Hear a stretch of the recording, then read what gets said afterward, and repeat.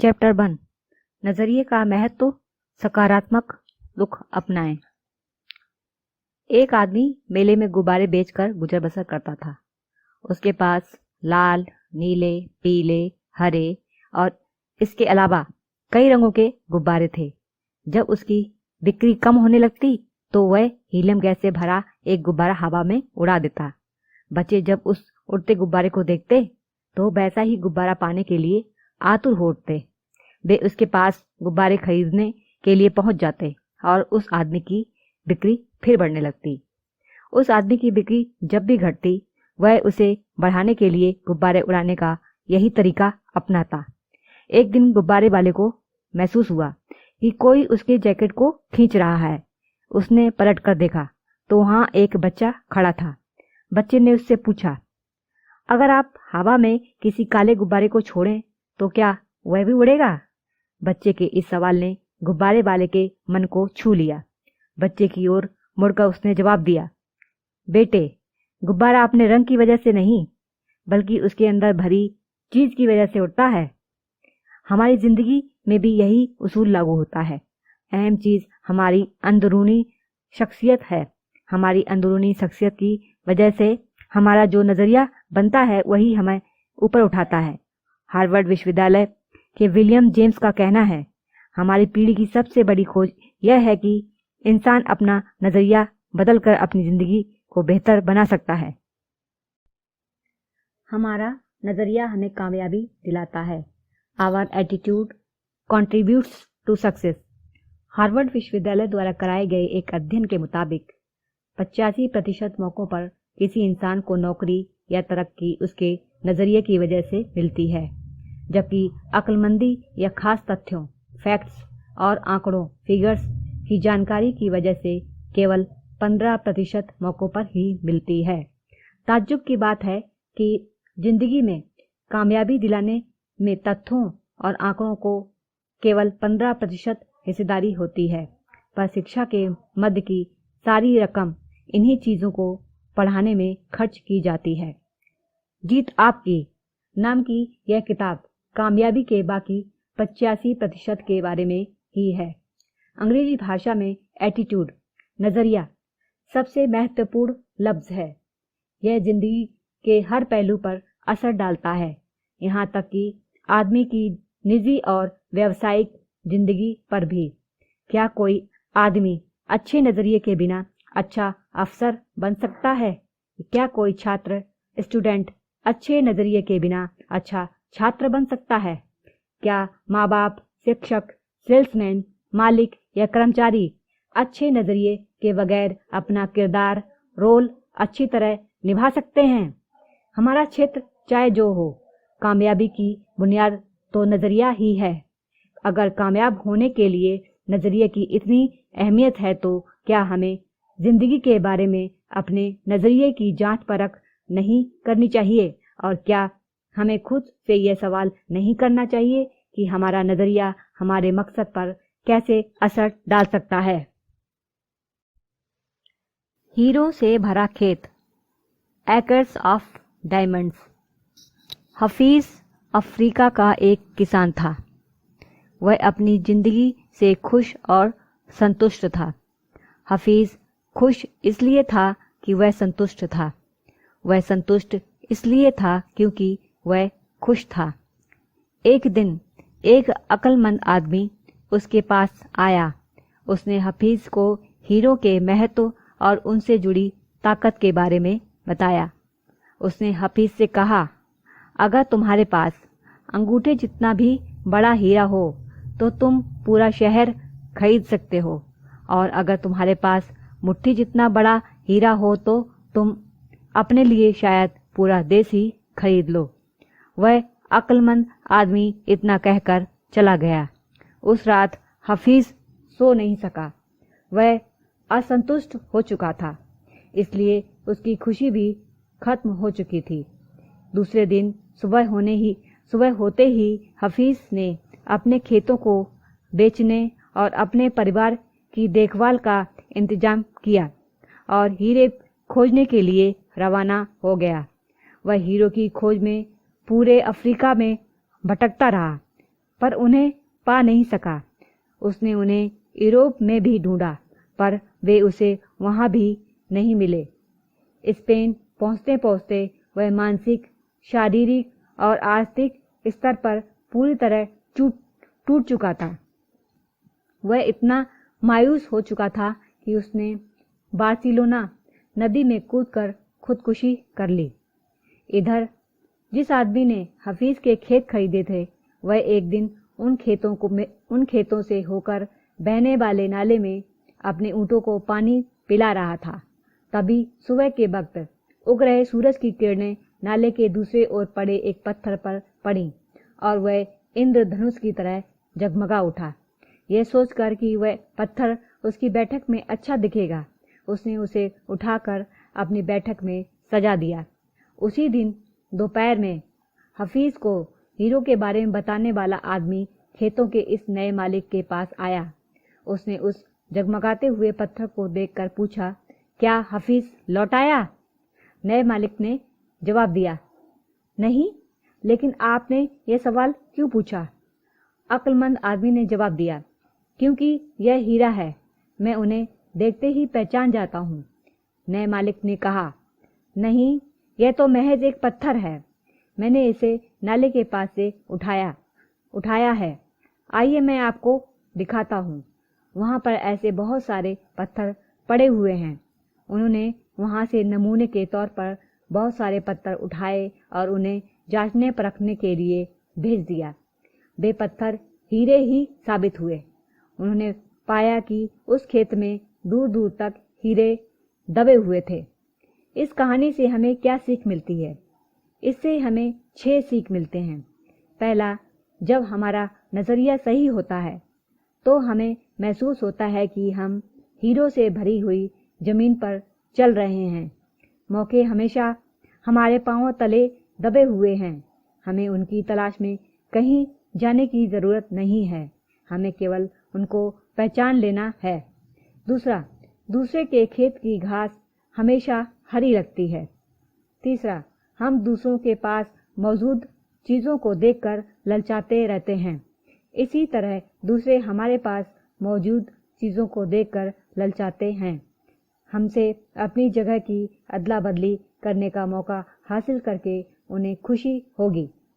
चौथा, जिन्हें मौके की पहचान नहीं होती, उन्हें मौके का खटखटाना शोर लगता है। पांचवा, मौका जब आता है तो लोग उसकी अहमियत नहीं पहचानते। जब मौका जाने लगता है तो उसके पीछे भागते हैं।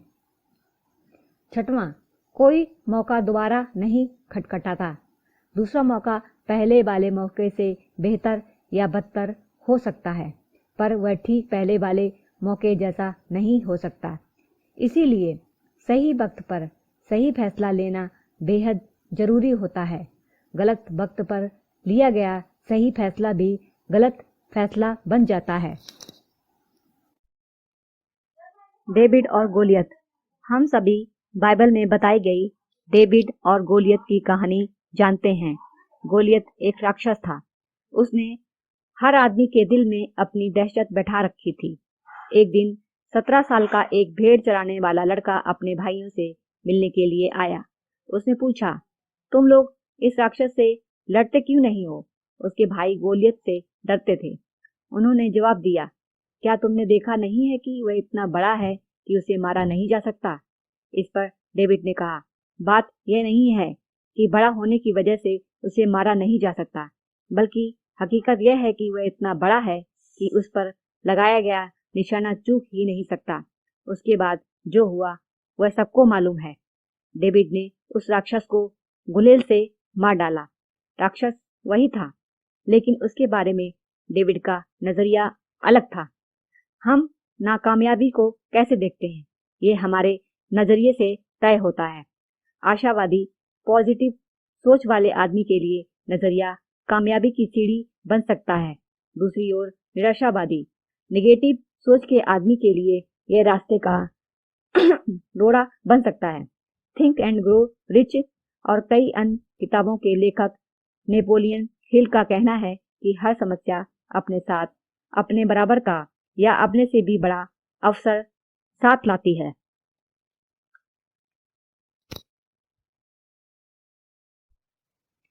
संस्थाओं के लिए नजरिए का महत्व, the importance of attitude to organisations.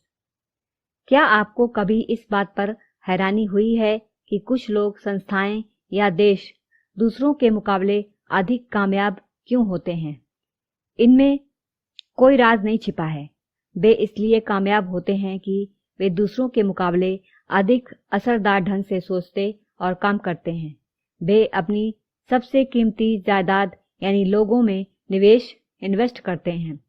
मैंने दुनिया की कई बड़ी कॉरपोरेशनों के आला अफसरों, एग्जीक्यूटिव्स से बात की और उनसे पूछा, अगर आपके पास जादू की छड़ी हो और आपको केवल एक ऐसी चीज बदलनी हो जिससे आपको तरक्की मिल जाए, साथ ही उत्पादकता, प्रोडक्टिविटी और लाभ भी बढ़ जाए, तो आप किस चीज को बदलना चाहेंगे? सबका जवाब एक ही था। उनका कहना था कि वे अपने लोगों का नजरिया बदलना चाहेंगे। नजरिया बेहतर होने पर लोगों में टीम भावना बढ़ेगी, बर्बादी कम होगी और वे ज्यादा वफादार हो जाएंगे। कुल मिलाकर उनकी कंपनी में काम करने का बेहतर माहौल बन जाएगा। तजर्बा बताता है कि किसी भी व्यापार की सबसे कीमती पूंजी उससे जुड़े लोग होते हैं। पूंजी या औजारों से लोगों की कीमत अधिक होती है।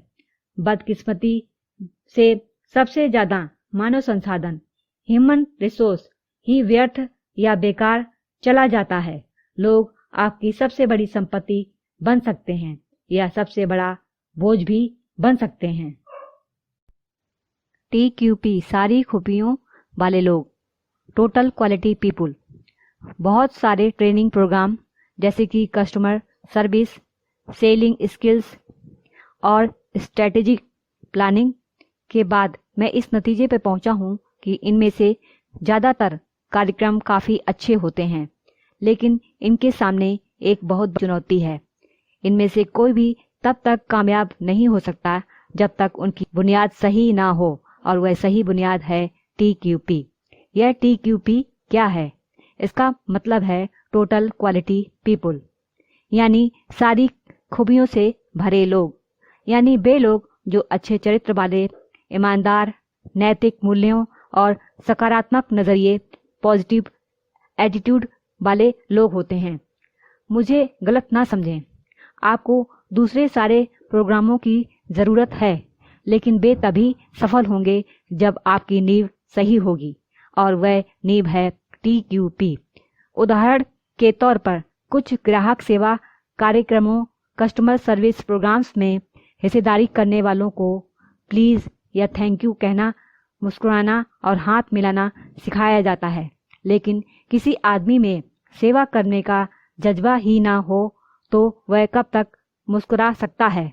उसके अलावा लोग नकली मुस्कान को पहचान जाते हैं, और अगर मुस्कान सच्ची ना हो तो उसे देखकर चिढ़ पैदा होती है। मेरा कहना यह है कि असलियत को दिखावे पर हावी होना चाहिए, ना कि दिखावे को असलियत पर। बेशक ग्राहकों से पेश आने वाले लोगों को प्लीज और थैंक यू कहना चाहिए और मुस्कुराना चाहिए। ये बातें महत्वपूर्ण हैं, लेकिन याद रखें कि अगर मन में सेवा करने की भावना हो तो आम जिंदगी में ये बातें खुद ब खुद आसानी से शामिल हो जाते हैं। एक बार एक आदमी मशहूर फ्रांसीसी दार्शनिक फिलोसोफर ब्लेस पास्कल से मिला और उनसे कहा, अगर मेरे पास आपके जैसा दिमाग हो तो मैं बेहतर इंसान बन जाऊंगा। इस पर पास्कल ने जवाब दिया, बेहतर इंसान बनो, तुम्हारा दिमाग खुद ब खुद मेरे जैसा हो जाएगा। महान संगठनों, ऑर्गेनाइजेशंस को तनख्वाहों या काम करने के हालात के पैमाने पर नहीं आंका जाता, उन्हें भावना, नजरिए और आपसी संबंधों के पैमानों पर आंका जाता है। जब कर्मचारी कहते हैं मैं यह काम नहीं कर सकता, तो इसके दो मायने हो सकते हैं। या तो उनका मतलब है कि उन्हें वह काम करने का तरीका मालूम नहीं है, या फिर वे उस काम को करना नहीं चाहते हैं। अगर वे काम करने का तरीका नहीं जानते तो यह टेक्निकल ट्रेनिंग का मुद्दा है, लेकिन अगर वे काम नहीं करना चाहते हैं तो यह नजरिए से जुड़ा मुद्दा हो सकता है। उन्हें उस काम की परवाह नहीं है, या वह नैतिकता का मुद्दा हो सकता है, यानी वे मानते हैं कि उन्हें वह काम नहीं करना चाहिए। कैलगरी टावर की ऊंचाई 190.8 मीटर है। उसका कुल वजन 10,884 टन है। उसमें से 6,349 टन कुल वजन का लगभग 60% भाग वजन जमीन के अंदर है। इससे जाहिर होता है कि भव्य दिखने वाली कई इमारतों की नींव काफी मजबूत होती है। जिस तरह किसी भव्य इमारत की टिके रहने के लिए उसकी नींव मजबूत होनी चाहिए, उसी तरह कामयाबी के टिके रहने के लिए भी मजबूत बुनियाद की जरूरत होती है, और कामयाबी की बुनियाद होती है नजरिया। संपूर्णतावादी नजरिया, ए हॉलिस्टिक अप्रोच। मैं संपूर्णतावादी हॉलिस्टिक नजरिए में यकीन रखता हूँ। हम केवल हाथ, पांव, आंख, कान, दिल और दिमाग नहीं हैं, बल्कि एक संपूर्ण इंसान है। काम करने के लिए एक पूरा आदमी जाता है और काम करके एक पूरा आदमी लौटता है। घर की परेशानियां हमारे काम काज पर और काम काज से जुड़ी परेशानियां, वर्क प्रॉब्लम्स, हमारी पारिवारिक जिंदगी पर असर डालती हैं। पारिवारिक समस्याओं की वजह से तनाव का शिकार होने पर हमारी उत्पादकता, प्रोडक्टिविटी घट जाती है। इसी तरह कामकाज से जुड़ी परेशानियां न केवल हमारे परिवार बल्कि जिंदगी के हर पहलू पर असर डालती हैं। निजी पेशे से जुड़ी और सामाजिक समस्याएं एक दूसरे पर लाजमी तौर पर असर डालती हैं। आपके नजरिए को तय करने वाले कारक, factors that determine your attitude. मैं आपसे कुछ सवाल पूछता हूँ। हम नजरिए के साथ ही जन्म लेते हैं या उसे बड़ा होने पर विकसित करते हैं? हमारा नजरिया किन चीजों से बनता है? अगर माहौल की वजह से जिंदगी के बारे में आपका नजरिया नकारात्मक, नेगेटिव हो गया है, तो क्या आप उसे बदल सकते हैं? दरअसल हमारे नजरिए का ज्यादातर हिस्सा हमारी जिंदगी के शुरुआती सालों में ही बन जाता है। यह सच है कि हम अपने मिजाज की कुछ खासियतों, टेंडेंसीज के साथ पैदा होते हैं, लेकिन बाद में हमारा जो नजरिया बनता है उसे खास तौर से ये 3 चीजें तय करती हैं। पहला माहौल, एनवायरनमेंट। दूसरा तजर्बा, एक्सपीरियंस। तीसरा शिक्षा, एजुकेशन। इन्हें हम नजरिए के 3 ईज कह सकते हैं। अब इन तीनों पर नजर डालते हैं। माहौल, एनवायरनमेंट। माहौल में ये चीजें शामिल होती हैं: घर, अच्छा या बुरा असर, होम, पॉजिटिव और नेगेटिव इन्फ्लुएंसेस। स्कूल, साथियों का दबाव, स्कूल पीयर प्रेशर। काम, मददगार या जरूरत से अधिक नुक्ताचीनी करने वाला सुपरवाइजर। वर्क, सपोर्टिव और over critical supervisor. Media, television, अखबार, पत्रिकाएं, रेडियो, फिल्में। सांस्कृतिक पृष्ठभूमि, कल्चरल बैकग्राउंड, धार्मिक पृष्ठभूमि, रिलीजियस बैकग्राउंड। परंपराएं और मान्यताएं, ट्रेडिशंस एंड बिलीफ्स। सामाजिक माहौल, सोशल एनवायरनमेंट। राजनीतिक माहौल, पॉलिटिकल एनवायरनमेंट। ऊपर बताए गए सारे माहौल मिलकर हमारी तहजीब बनाते हैं। घर हो, संस्था हो या देश हो, हर जगह की अपनी एक तहजीब होती है। उदाहरण के तौर पर आप एक स्टोर में जाते हैं तो वहां के मैनेजर से लेकर सेल्स क्लर्क तक को विनम्र, मददगार, दोस्ताना और खुश मिजाज से भरा पाते हैं। फिर आप दूसरी दुकान में जाते हैं तो वहां काम करने वाले को रूखा और बदतमीज पाते हैं। आप एक घर में जाते हैं तो वहां माँ बाप और बच्चों को तमीज वाला, मिलनसार और दूसरों का ख्याल रखने वाला पाते हैं, जबकि दूसरे घर में जाने पर हर आदमी को कुत्ते बिल्लियों की तरह आपस में लड़ता पाते हैं। जिन देशों की सरकारों और राजनीतिक माहौल में ईमानदारी होती है, वहां के लोग भी आमतौर पर ईमानदार, कानून का पालन करने वाले और मददगार होते हैं। उसका उल्टा भी उतना ही सही है। जिस तरह बेईमान और भ्रष्ट माहौल में एक ईमानदार आदमी का जीना मुश्किल हो जाता है, उसी तरह ईमानदारी से भरे माहौल में बेईमान व्यक्ति को मुश्किल होती है। अच्छे माहौल में मामूली कर्मचारी की भी काम करने की शक्ति बढ़ जाती है, जबकि बुरे माहौल में अच्छा काम करने वाले की काम करने की शक्ति घट जाती है। तहजीब कल्चर कभी नीचे से ऊपर की ओर नहीं जाती, बल्कि वह हमेशा ऊपर से नीचे की ओर आती है।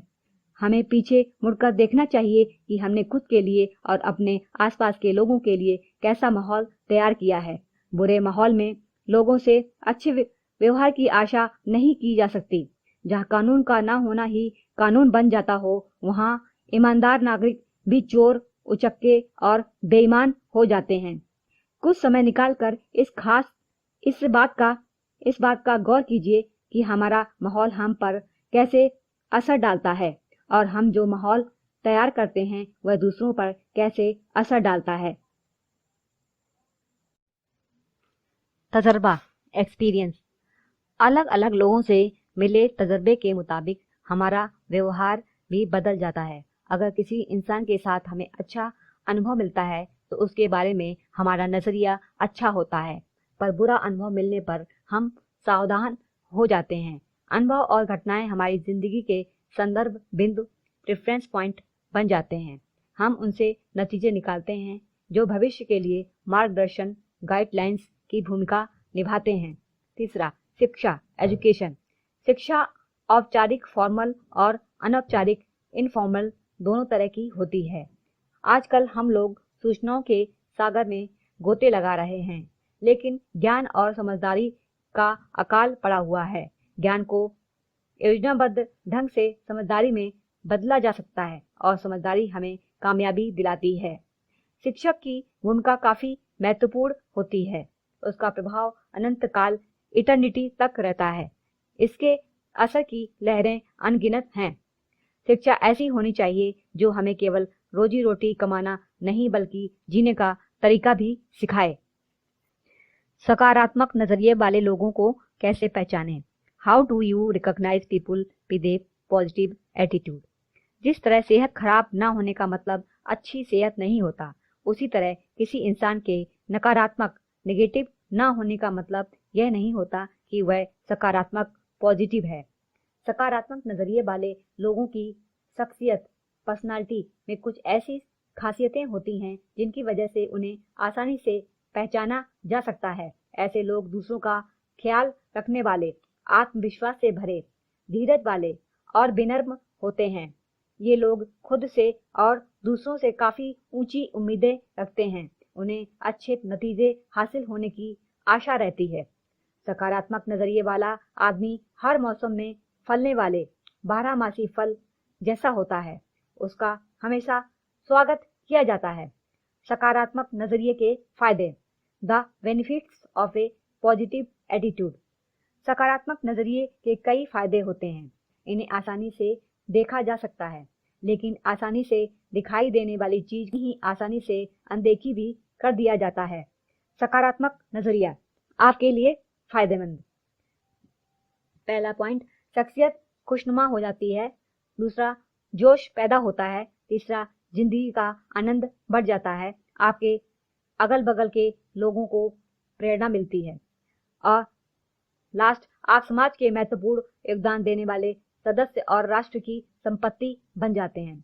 संस्थाओं के लिए उत्पादकता बढ़ जाती है, टीम भावना बढ़ती है, समस्याएं हल हो जाती हैं, गुणवत्ता, क्वालिटी बढ़ जाती है, माहौल आपके मुताबिक बनता है, वफादारी बढ़ती है, लाभ ज्यादा मिलता है, मालिक, कर्मचारी और ग्राहक के बीच बेहतर संबंध बनते हैं, तनाव कम होता है।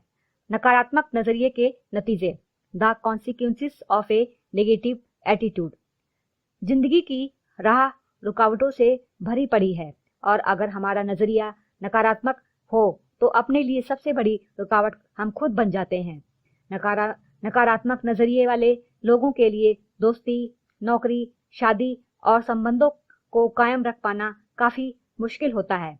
नकारात्मक नजरिए की वजह से संबंधों में कड़वाहट बढ़ती है, लोग नाराज रहते हैं, जिंदगी बेमकसद हो जाती है, सेहत खराब रहती है, खुद के लिए और दूसरों के लिए तनाव बढ़ाता है। नकारात्मक नजरिए की वजह से घर और कामकाज की जगह का माहौल बिगड़ जाता है। ऐसा आदमी समाज के लिए बोझ बन जाता है। ये लोग अपने नकारात्मक नजरिए को छुआछूत रोग की तरह अपने आसपास के लोगों और आने वाली पीढ़ियों तक फैला देते हैं। अपने नकारात्मक नजरिए से वाकिफ होने के बावजूद हम उसे बदलते क्यों नहीं हैं?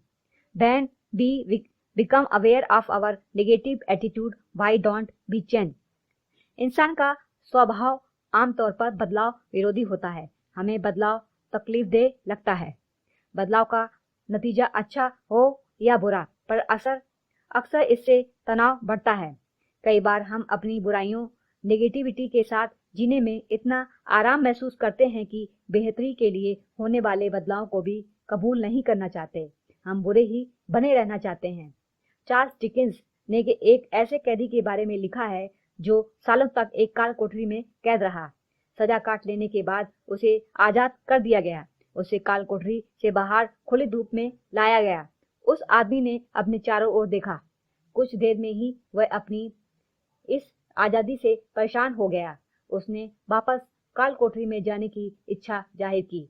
वह आजादी और खुली दुनिया के बदलावों को कबूल करने के बजाय काल कोठरी, अंधेरे और हथकड़ियों में ही सुरक्षा और आराम महसूस कर रहा था, क्योंकि वह उन्हीं का आदी हो चुका था।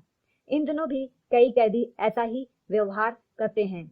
एक अनजाने संसार के साथ तालमेल कायम करने का तनाव उनको बर्दाश्त से बाहर होता है, इसलिए वे जानबूझकर और अपराध करते हैं ताकि उन्हें वापस जेल में भेज दिया जाए।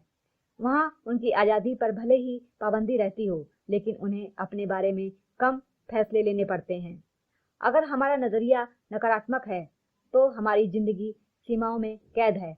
ऐसे नजरिए की वजह से हमको अपने काम में सीमित कामयाबी ही मिल सकेगी, हमारे दोस्तों की तादाद कम होगी और हम जिंदगी का कम आनंद उठा पाएंगे।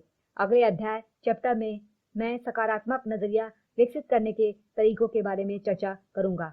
हो सकता है कि सकारात्मक नजरिया विकसित करने के लिए हमको थोड़ा तनाव झेलना पड़े और बदलाव की वजह से अनिश्चितता की भी सी महसूस हो, पर यकीनन हमें इसका लाभ मिलेगा।